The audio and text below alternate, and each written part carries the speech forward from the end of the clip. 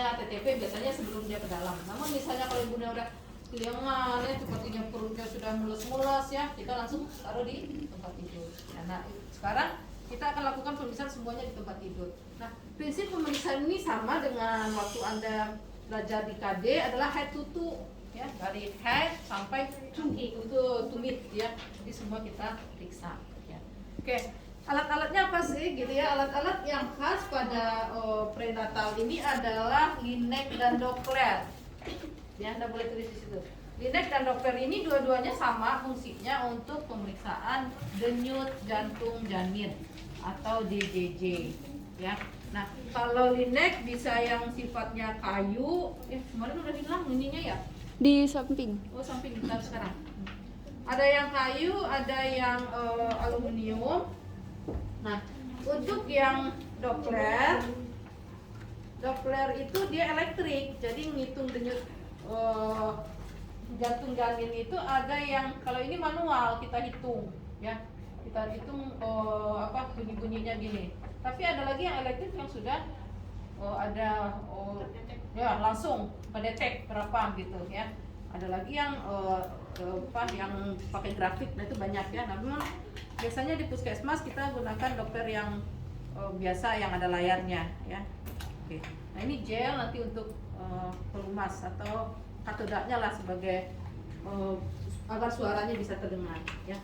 Terus alat-alat lain sama TTV ya, tensi ya, stetoskop. Terus kalau bisa, kalau dalam kondisi COVID biasa kan pakai sarung tangan ya, belakang pakai meteran. Nah yang khasnya meteran ya, nanti kita untuk mengukur tinggi fundus ya. Terus refleks nomor nanti terakhir saat ibu setelah selesai baru kita lakukan pemeriksaan dan jam tangan. Oke. Silakan lihat satu prosedurnya apa? Cuci tangan, sebelum dan sesudah pemeriksaan. Ya, satu orang aja yang baca terus. Jaga privasi komunikasi. Nah, jaga privasi karena pemeriksaan kehamilan itu bagian yang terbuka itu nanti bagian privasi, maka Anda tutup dulu semua ya. Lanjut. Penentuan usia kehamilan dan taksiran paku. Nah, itu yang kita pelajari tadi. Ya, terus Pemeriksaan umum, kesadaran, kompos medis, somnolen, apatis, ya. keadaan umum, kepala, wajah, leher, tanda-tanda vital. Ya, oke. Stop di situ. Pada pemeriksaan ibu hamil itu kita perlu periksa dari kepalanya. Ini mana matanya ya? Kita lihat dari rambut dulu, ya rambutnya apakah kemerahan, hitam, ya. Terutama kita lihat rambutnya mudah tercabut atau tidak, ya karena pada ibu hamil itu rentan terjadinya kerontokan, tapi rontoknya tidak boleh lebih dari 100 per hari. Nanti tanya ibunya, Bu rontoknya banyak nggak? Oh banyak sampai ini. Nah itu perlu penanganan. Tapi kalau misalnya banyak tapi sesisir kira-kira nggak 100 lembar, nah itu adalah efek dari kehamilan. Nah selanjutnya kita lihat bagian kepala, kita periksa ada tidak bengkak, benjolan, ya. Terus rambutnya gimana, ketombean kah, ya.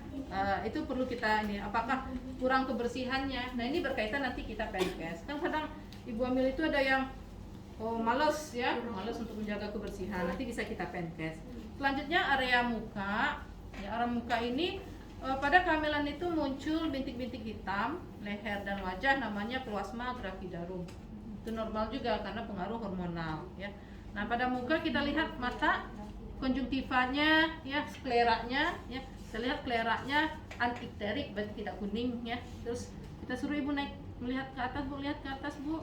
Oh, konjungtivanya pucat misalkan kadang-kadang ibu hamil kita indikasi kekurangan zat besi misal ya, kan ada nutrisi kan ya, penkesnya ada salah satu itu ya. Aji ngantuk ya Ji? Lapar Bu. Itu ya. Kayak kelihatan ngantuk. Terus hidung ya, hidung jangan lupa ada nggak sekret, ada nggak polip, itu juga perlu. Kenapa? Dalam adaptasi kehamilan kita lihat kemarin nafas ibu akan tersengal kan, apalagi kalau dia ada polip ya. Kita nanti akan memberikan penkes. Terus mulut, mukosa sama gigi, mukosa kering kah ya, gigi ada karies atau tidak ya, kita lihat ada bolong atau tidak giginya ya. Kita akan antisipasi. Kenapa? Pendarahan sedikit pada usia kehamilan, kita khawatir masuk ke pembuluh darah dan masuk ke janin. Nah itu makanya nanti kalau memang butuh konsultasi dokter gigi kita konsultan. Nah untuk leher kita lihat ada tidak distensi vena jugularis, kita raba, ibunya suruh gua miring ke kanan ya, kita miring kanan, kita raba begini 3 jari. Nah distensi ini vena itu terasa keras. Nah itu pada gangguan penyakit jantung. Nah jadi identifikasi dulu ya. Selanjutnya di leher suruh ibunya telan Bu. Nah kalau terasa ada gerakan seperti yang seperti ada bengkak ke situ, berarti ada pembesaran kelenjar. Kalau kita teman tidak telan itu tidak ada bengkak ya. Nah ini mempengaruhi nanti ke kehamilan. Nah, selanjutnya kalau sudah seperti ini kita lakukan ukur TTP ya. Nah, Anda udah nggak usah ini lagi ukur TTP ya, biar cepet ya. Ya misal Anda ukur TTP-nya, nadinya berapa, suhunya berapa ya, sebut aja normal misal. Nah, nadi 80 kali per menit, tekanan darah 100/60 misal ya. Terus pernapasannya kita hitung misalnya 16 kali, atau kalau dia kehamilannya membesar 24 kali ya. Selanjutnya adalah area payudara. Nah, kita area payudara itu apa tulisannya? Infeksi Nah, sama palpasi. infeksi sama palpasi. Kita infeksi pertama kali adalah Bu dibuka ya bajunya ya. Nah, infeksi area kan kemarin kita sudah belajar manajemen laktasi ya. Dia membesar dua-duanya. Kadang-kadang membesarnya tidak rata, nggak masalah ya. Setelah itu ada areola menghitam. Ya, Anda lihat.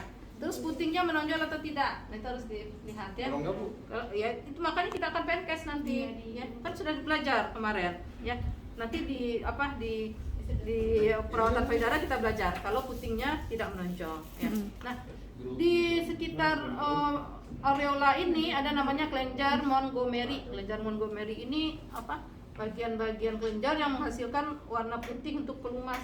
Nah, ini yang harus kita lakukan perawatan ya. Karena nanti kalau dia nempel tidak dirawat menimbulkan kerak. Nah, kalau menimbulkan kerak nanti ibu akan sakit nanti pas disusui ya, karena nempel. Jadi menimbulkan luka. Nah, selanjutnya kita inspeksi sudah, lalu kita lakukan palpasi. Palpasi ini kita ingin tahu ada tidak gangguan benjolan. Nah, gini aja ya. Kita bagi 4 kuadran ya. Ada 1 tekan ini gitu ya. Nah, ini tekan. Jadi jangan sembarangan ya, gini aja. Nah. Gitu ya. 1 ditekan, 1 diperiksa. Gitu. 1 tekan, 1 periksa. Gitu. 1 tekan, 1 periksa gantian. Nah, selanjutnya puting susu mungkin ada tidak kolostrumnya yang keluar ya. Itu untuk palpasi. Ya. Nanti untuk yang payudara paham? Kalau misalkan yang kehamilan berapa gitu masih 12 minggu misalnya udah keluar kolostrumnya gimana? Iya nggak masalah, berarti ada kolostrum, kita ada catat nantinya ya. Karena kolostrum itu usia 16 minggu harusnya keluar. Iya. Ya, nanti kalau kalau usia sebelum itu harusnya dia tidak keluar. Ya. Ya nanti kita bahas gangguannya berarti. Hah? Ya, ini bukan pemijatan, memeriksa aja. Pemeriksaan gitu. Ya. Oh gitu aja. Iya.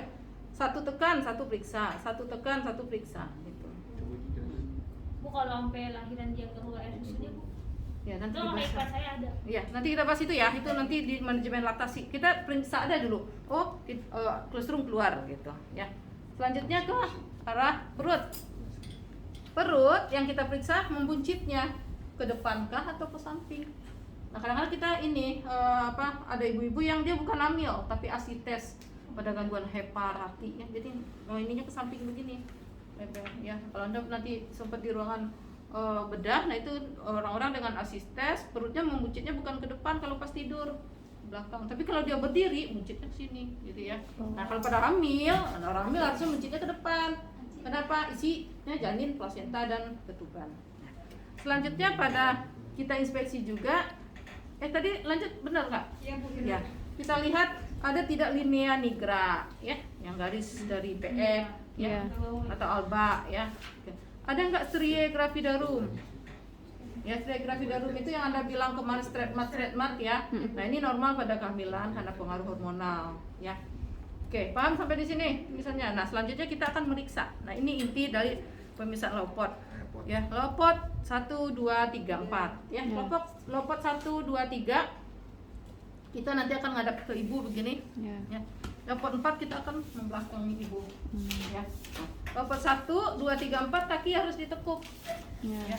Biar apa? Biar nanti maksimal perutnya ke depan ya, kakinya ditekuk gitu ya.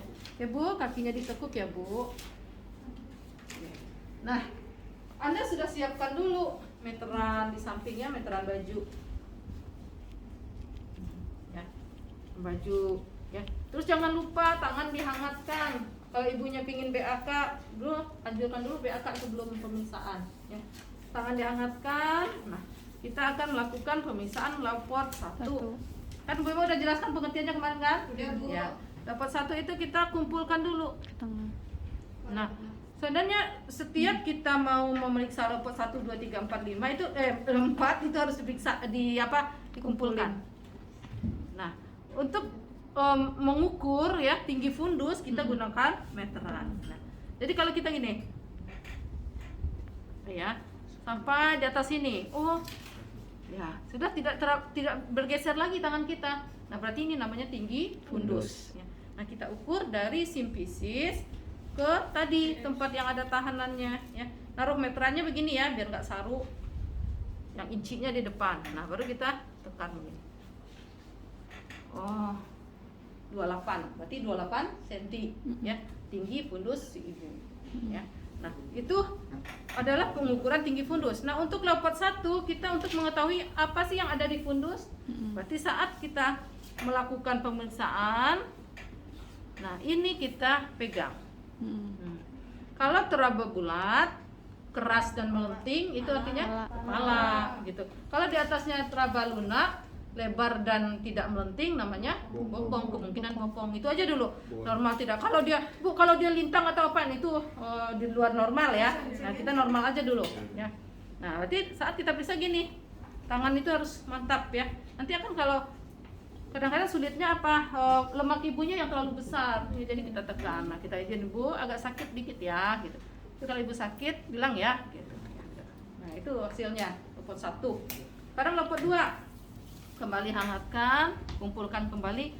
Lopot 2 ini kanan kiri kita, kanan kiri ibu dan kanan kiri kita ya. Kan kita berlawanan dengan ibu ya. Berarti kalau kanan berarti dia kiri ibunya. Berarti kalau kita periksa, kalau teraba keras seperti papan itu adalah punggung.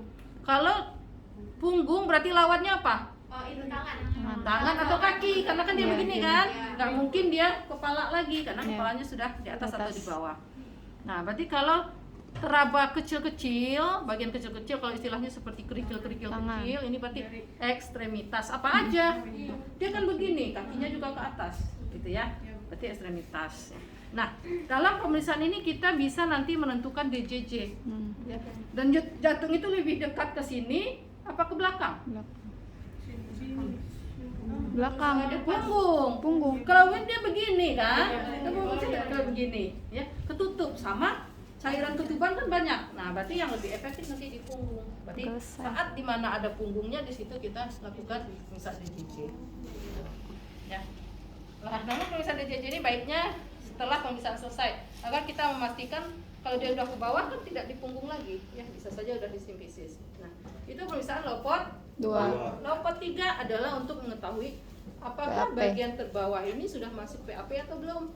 Caranya kembali lagi.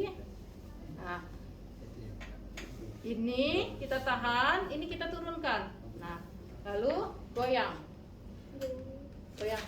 Nah, apakah bergoyang atau tidak? Nah, ibarat gini, kalau ini kepala bayi, dia belum masuk PAP, kita bisa megang, kita bisa goyang. Tapi kalau dia sudah masuk ke PAP, kita yang megangnya tulang, jadi nggak terpegang, ya.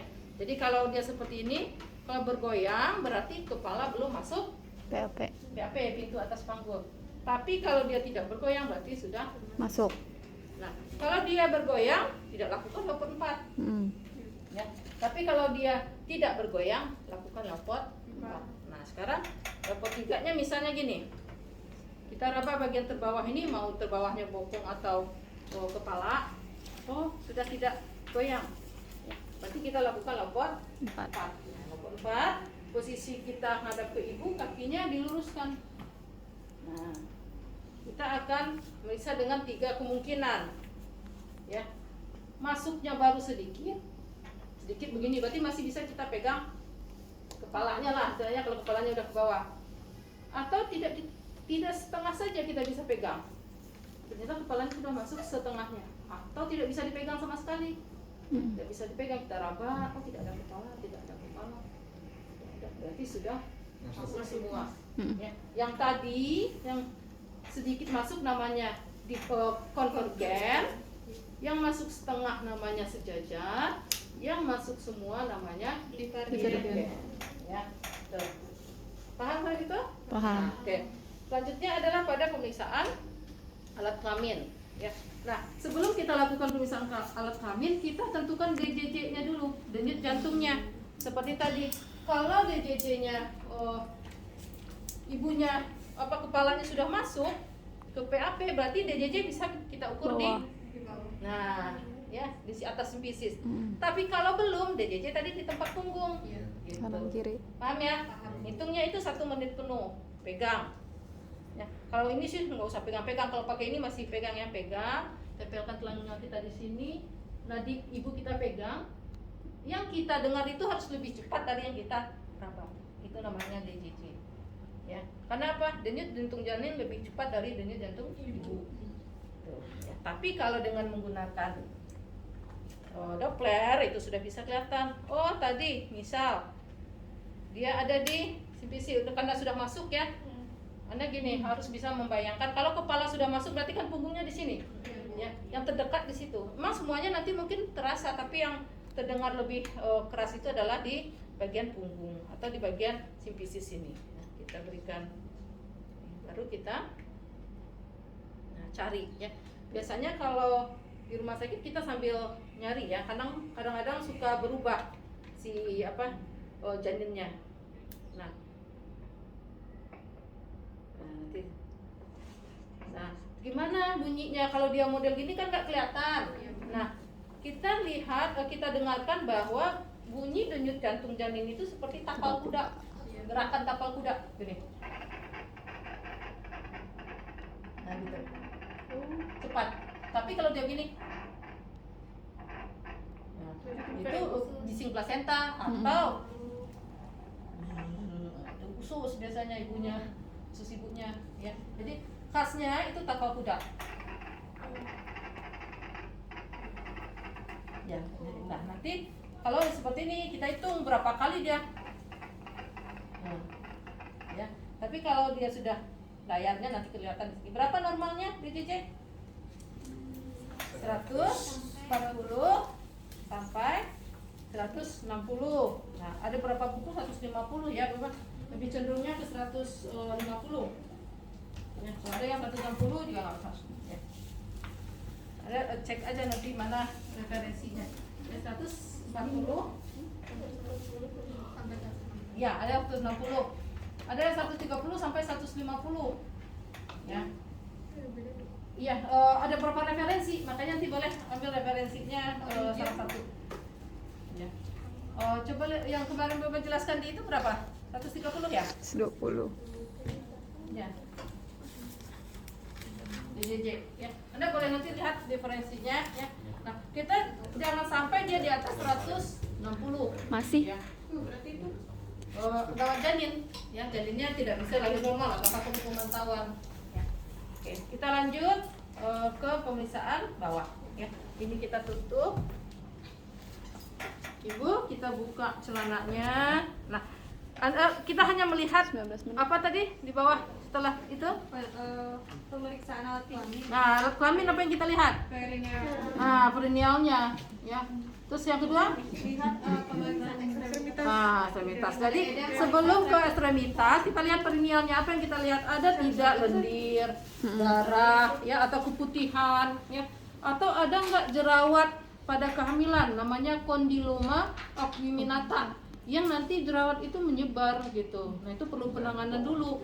Jerawat itu biasanya dari jamur, dari virus, dari apa banyak ya. Yang dulu Bapak pernah ketemu di puskesmas bungkul segini. ya di area vaginanya. Nah itu dia harus diberikan penanganan dulu sebelum lahiran. Ya.